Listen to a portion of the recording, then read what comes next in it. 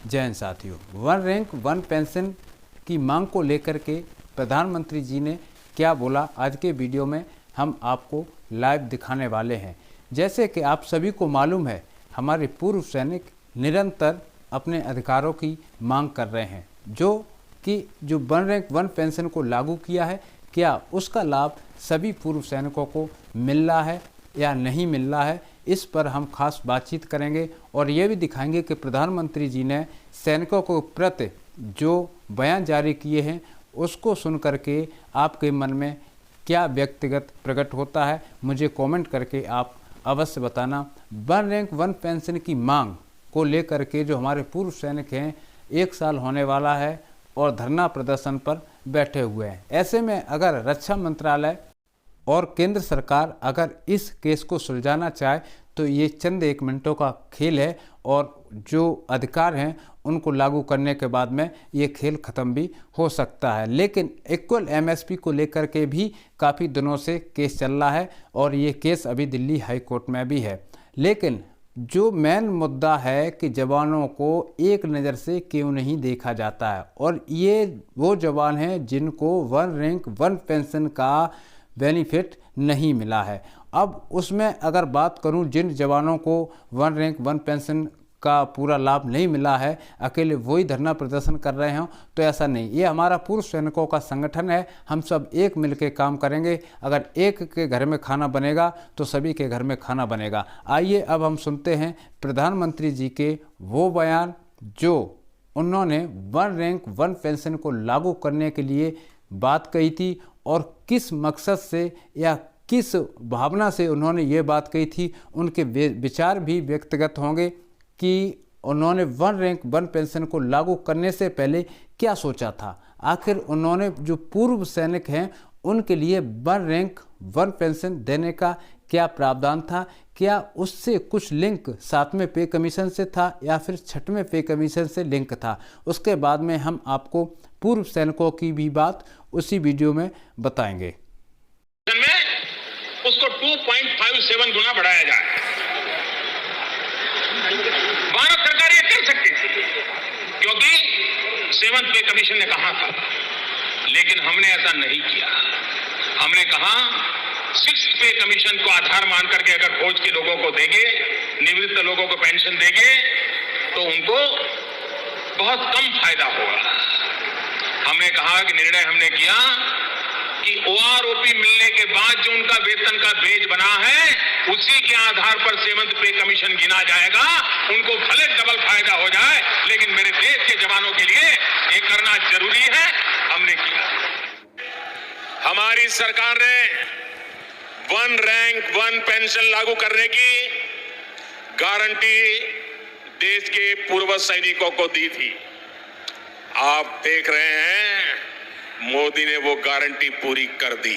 सरकार चाहती है कि हम पूरे देश की जनता को परेशान ना करें, रेल रोको आंदोलन हम भी नहीं चाहते हैं, लेकिन ये हमारी मजबूरी बन जाएगी जब ये तो उससे चल जाए हाथ खड़े कर दें। वो तो हम करने नहीं, हो तो 20 फरवरी से हमने कसम खाया था, जहाँ से मोर्चा जीत के जाएंगे, जहाँ हमारी जहाँ से डेड बॉडी जाएगी। प्रोग्राम 1 जनवरी का हमारा बिल्कुल स्टैंड है और उसके लिए हम तैयारियां कर रहे हैं बड़े जोरों शोरों से। बहुत सहयोग मिल रहा है हमारे को पूरे स्टेटों से, स्पेशली पंजाब से बहुत ज़्यादा हंगारा मिल रहा है कि रेल रोको आंदोलन करेंगे, क्योंकि संवैधानिक तरीके से आज तक हमने सब हाथ कंडे बना के देख लिए हैं।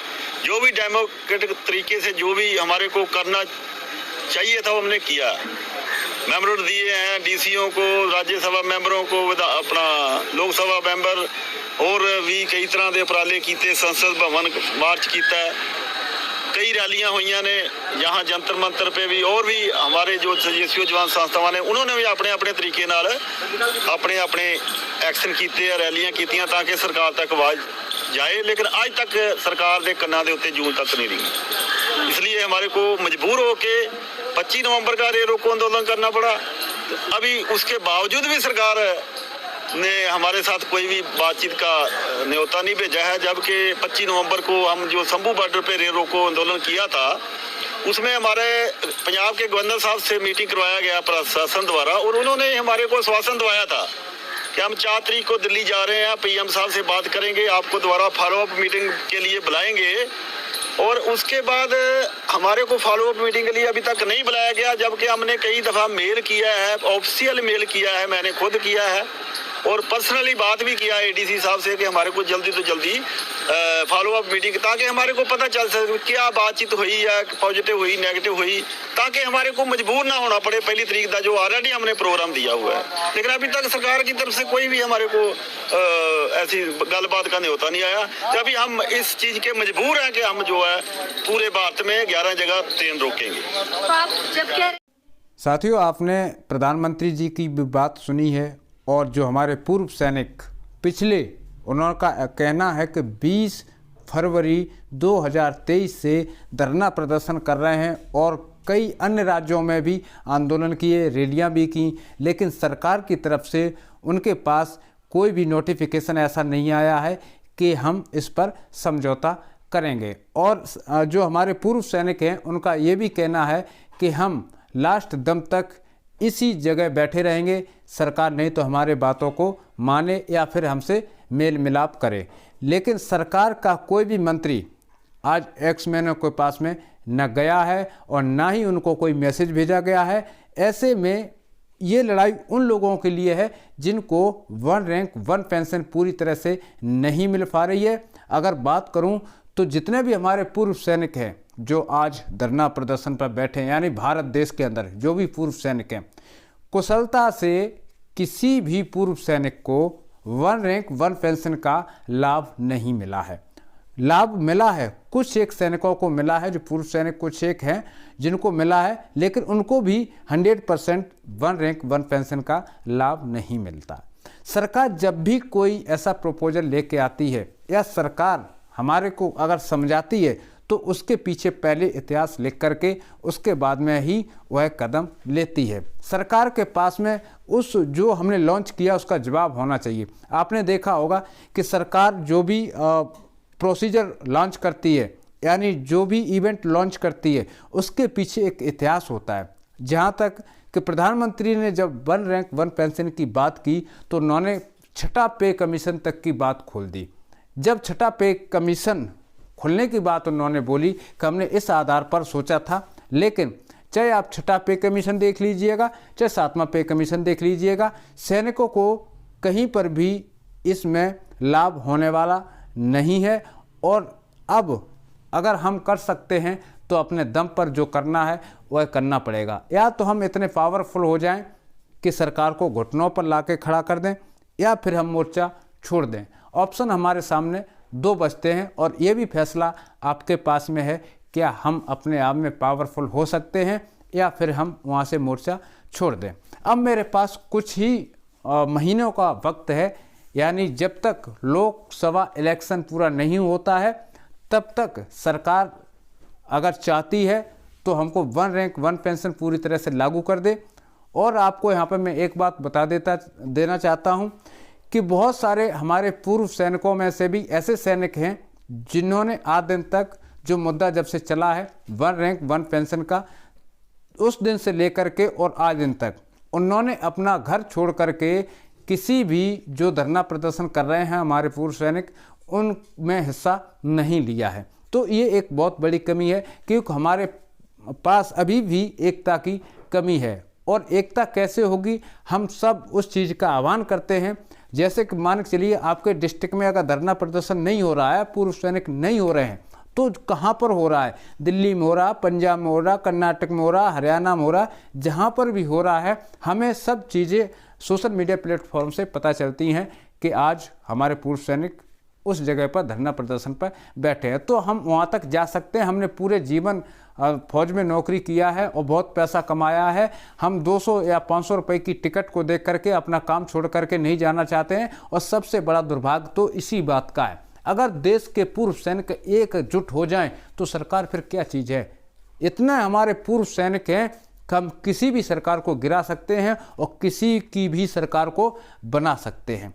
तो यहाँ पर जो प्रधानमंत्री जी ने ये सोशल मीडिया माध्यम से जो जवानों को प्रोत्साहित किया था 1 रैंक 1 पेंशन को, और बोला 100% देंगे, और ये कोर्ट से भी फैसला सभी पूर्व सैनिकों के पास भी चला गया, लेकिन उस पर अभी तक कोई भी अमल नहीं हुआ है। काफ़ी सारे ऐसे हमारे पूर्व सैनिक हैं जो अभी भी 1 रैंक 1 पेंशन से वंचित हैं। अब हम बात कर लेते हैं एमएसपी को लेकर के। इक्वल एमएसपी यानी मिलिट्री पे सर्विस, जो हमारा मिलिट्री पे सर्विस है वह इक्वल क्यों है? अफसरों का 15,500 और जवान का 5200, यानी 3 गुना ज़्यादा, 2 डबल हो गया 10,000 और 3 गुना हो गया 15,000 रुपये जो अफसरों को दी जाती है। तो हमारे को फिर 5,200 रुपये क्यों दी जाती है? इस पर भी लड़ाई लगी हुई है और हम निरंतर इस पर प्रयास भी कर रहे हैं, लेकिन इसके लिए भी हमारे पास यही 2 से 3 महीने का वक्त है, क्योंकि इस मामले में सुप्रीम कोर्ट भी कुछ कहना नहीं चाहता और सरकार तो आज के समय की अगर बात करूं तो किसी की भी बात सुनने वाले लग ही नहीं रहे हैं। ये सिर्फ बात उन्हीं की समझेंगे, उन्हीं की सुनेंगे जो इनके गुलमई करेगा, और जो सैनिक हैं वह किसी भी सरकार की हो, चाहे वो स्टेट गवर्नमेंट हो या फिर सेंट्रल गवर्नमेंट हो, किसी की सुनने के लिए राजी नहीं है। और हम सुने भी क्यों?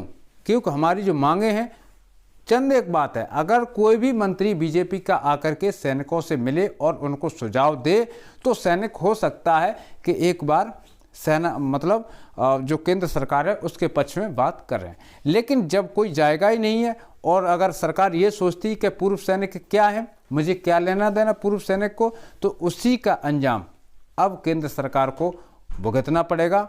और ये भी है कि जो अभी हमारा 1 जनवरी 2024 को रेल रोको अभियान है, तो ये पंजाब की तरफ से इसका ऐलान हो चुका है। जो पंजाब के हमारे जो पूर्व सैनिक संगठन के अध्यक्ष हैं उनकी तरफ से ये ऐलान हो चुका है कि जो हमने कदम उठा लिया है वो अब हम वापस लेने वाले नहीं हैं, क्योंकि एक सैनिक के खून में भी सवार होता है करना या मरना। ऑप्शन 2 ही होते हैं, या तो करो या फिर मरो। तो जो 1 जनवरी 2024 को हम रेल रोको अभियान चलाने जा रहे हैं, उसमें अकेला रेल ट्रैक ही नहीं रोका जाएगा, उसमें नेशनल हाईवे भी रोके जाएंगे। देश में जगह जगह जहां पर भी सैनिक धरना प्रदर्शन कर रहे हैं, सभी की अभी तक की यही न्यूज है कि हर जगह कोई दिल्ली में बैठा है, कोई पंजाब में बैठा है, कोई कर्नाटक में बैठा है, कोई मध्य प्रदेश में, कोई राजस्थान में, कोई हरियाणा का, तो सब अपने अपनी जगह पर यह धरना प्रदर्शन जो करेंगे 1 जनवरी 2024 को रेल रोको अभियान आपको यही जीत दिला सकता है सरकार की कानों तक। जब हम कुछ बड़ा करेंगे तो हमारी आवाज़ भी बड़े घरों तक पहुंचेगी, नहीं तो हम किसी कोने में धरना प्रदर्शन करते रहेंगे जहां पर कुत्ता बिल्ली भी नहीं पहुंचता है, तो बीजेपी के मंत्री कैसे वहां तक पहुंचेंगे। हालांकि सोशल मीडिया प्लेटफॉर्म से सरकार तक हर खबर जा रही है, लेकिन सरकार के अंदर मैं है कि मैं ही हूं सब कुछ।